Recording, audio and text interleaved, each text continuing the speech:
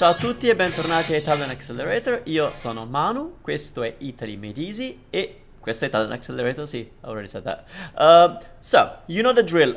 I have to tell you the same things because you never know if somebody's watching this video as their first video, but Italian Accelerator is the only series on YouTube and elsewhere where we get to analyze and dissect a conversation between two Italians, that's me and my friend Lisa, and then we come back here and over a period of a few weeks we take not almost but almost every sentence and we look at why it was said that way, and we look at the meaning, and we look at expressions that you can start using, or maybe I can clear some doubts, so maybe I can tell you what I think you may be doing wrong because of what I know. Anyway, this episode, like all other episodes, is explained in English so that you can understand the nuances of the terminology that was used, but the chat itself was obviously all in Italian and it's subtitled in Italian. So you need to watch that before you can watch this lesson. I mean, of course you could watch it, it's still useful, but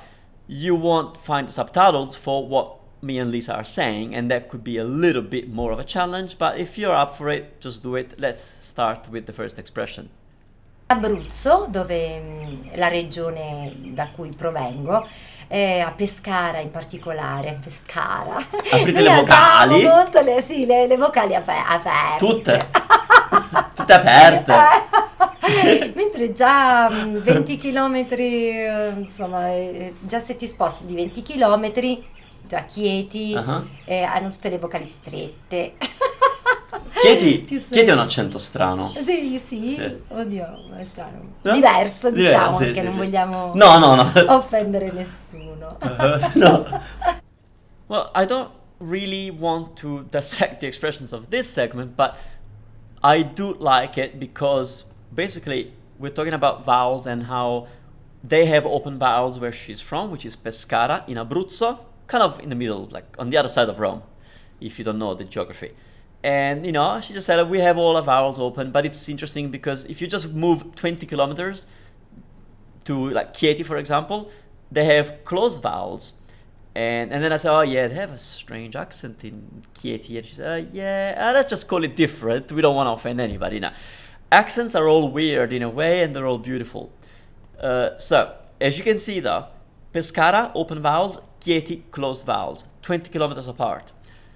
That's how Italy is, and that's why I never worry too much about your as and is and ahs and ohs, meaning open a and open o, or closed a and closed o, because while there is a prescribed way, pretty much no Italian is doing it right. You know, some Italians are doing some right and some wrong, and the other, like, it's just not worth worrying too much about getting the vowels right. What I do suggest is that you pick a variety of Italian that you like and you try and emulate that one. So if you are at a level where you're pretty good at Italian, pick maybe the Italian that your friend speaks. That's the easiest one because you get to hear it a lot.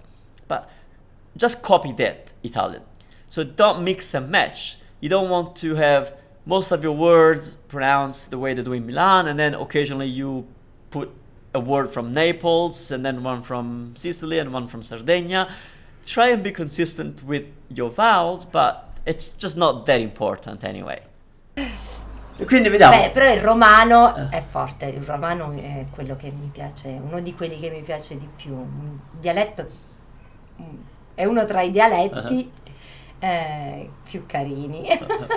Okay, so Lisa then goes on to say that the Roman dialect, which is supposedly mine, but you'll see that I don't actually have it, but is the cutest, and it's one of her favorite pretty much. So that's how she did that. She said, "Il romano è forte." Forte, you know that forte means strong, right? But she's not saying that the Roman dialect is strong. First of all, I think the actual word is romanesco for the accent of the dialect. Romano, I don't know. Yeah, romano, romanesco, I guess they're both good. But il romano è forte. In Italian we use the word forte. For example, I know that we can use it in Spanish as well to mean cool. So it's another way of saying cool. So il romano, like the Roman dialect, is cool. It's Yeah, cool. Forte. It's just another way of saying cool. So it doesn't mean strong in this case, okay? È uno tra I dialetti più carini. First of all, that tra means between or among or amongst. E it could also become fra with an F. Just the way you like it, whichever one you want. È uno tra I dialetti più carini. Roman is one amongst the cutest ones, okay? È uno tra I dialetti più carini. It's a structure that I want you to think about a little bit. È uno tra I dolci più buoni. It's amongst the tastiest desserts.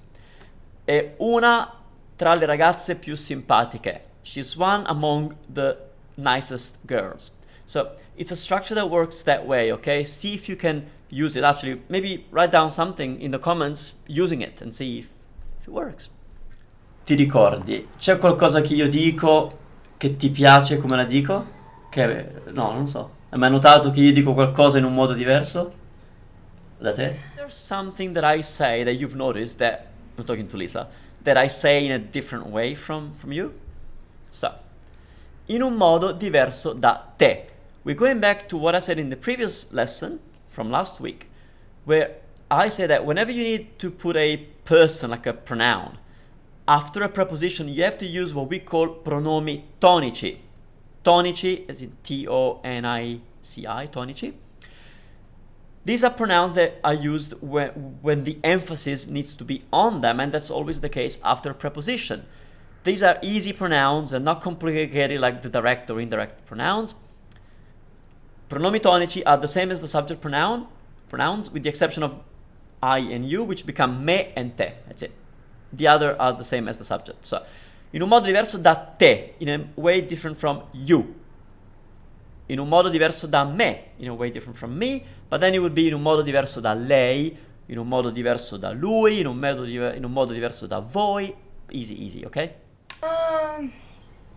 Ma non hai un forte accento. No, questo è il mio problema. Io parlo l'italiano standard, che spesso quando io torno a casa a Nettuno e vado, che ne so, all'alimentari, al forno a comprare qualcosa, mi chiedono di dove sono, e sono di qua, però non parlo con l'accento del paese, che è raro.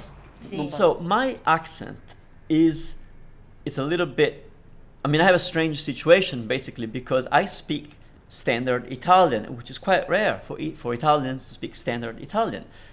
And I'll tell you the story in a minute. But basically, I said that it's my problem because sometimes in my hometown I go to a shop and they ask me where am I from, because they don't think that I'm from the town, because accents and dialects give away your location so easily. So it's like I mentioned maybe in the past, it's like in the UK. If you know UK accents, you can tell where somebody's from to the exact town. It happens, in the States, but it's a bit more broad in the States. For example, in Australia as well, you can tell roughly if somebody's from a state or another, but it's really hard to tell which town you're from. But yes, in Italy, it's doable. So in my town, they ask me where I'm from because I don't sound like them, meaning I don't speak with the accent that they have. So here's the expression. If I'm in town and I go to a shop, now alimentare is a deli pretty much, and I say e vado che ne so all'alimentare. That che ne so literally is what do I know about it, but it's not really what I'm saying. It's like saying I don't know. When you're speaking and you want to throw in the I don't know, that doesn't literally mean I don't know, as in it's not the answer of do you know how to do this and you say I don't know. That's not that. That would be non lo so, if that's the one you want. But so it's like saying, and I go, I don't know, like to a grocery store. So it's that kind of, I don't know. It's that, for example, it means for example, but in English we can use the I don't know as well. So it's the I don't know that means for example, che ne so. Even though literally means what do I know about it. Con l'accento del paese. Un po' è vero che proprio il dialetto l'abbiamo, sta andando perdendo, giusto? Si sta perdendo. Si sta perdendo. Sta andando, il dialetto. non lo so. Sì, perdendo, sì. Sta andando perdendo, sì. Boh. Well, here we had a little bit of a language problem because Lisa was trying to say something that it was a little bit too complicated to say in Italian. And so we kind of get stuck in our words. She's trying to say that dialects are going lost, okay? As in are going out of use. But she was trying to use too many continuous form. It just doesn't work in Italian. So she was trying to say sta andando perdendosi. So sta andando, it's going. And then perdendosi would be another ing form. She was trying to use two ing forms. Can't do that in Italian. So we concluded that it's si sta perdendo, is going lost. Okay. That was just a little funny moment.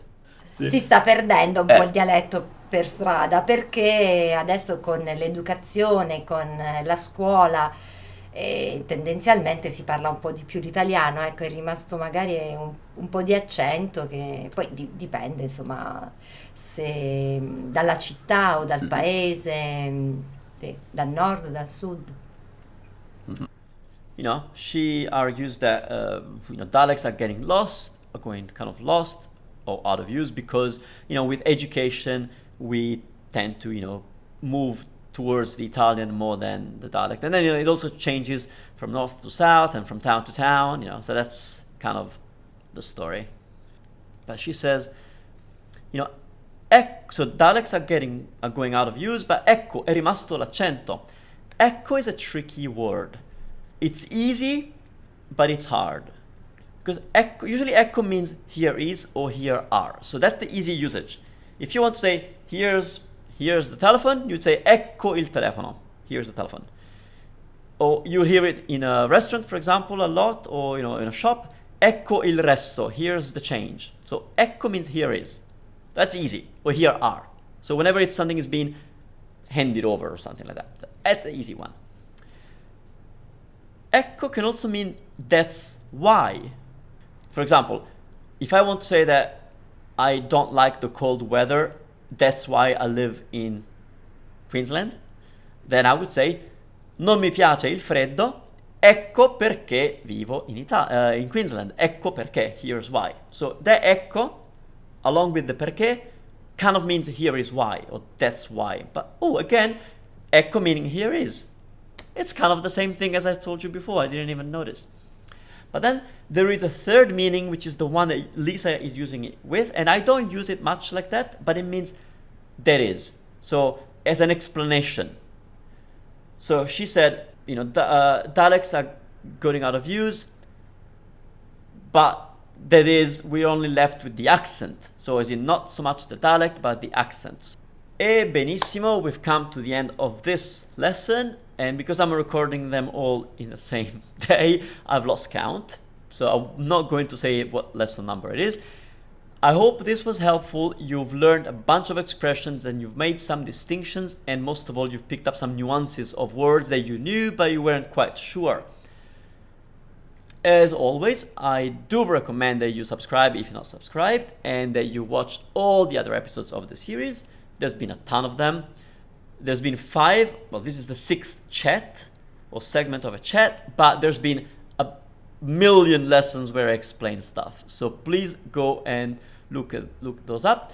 If you want to support the series financially, that is definitely appreciated. It keeps it running. It keeps me hiring people to contribute to the course, meaning subtitles and annotations and website creation of the lesson. Anyway, as a bit of work, video editing and stuff, but that's all optional, but much appreciated. Grazie mille ragazzi, ci vediamo la settimana prossima per un altro segmento di Italian Accelerator. Ciao ciao!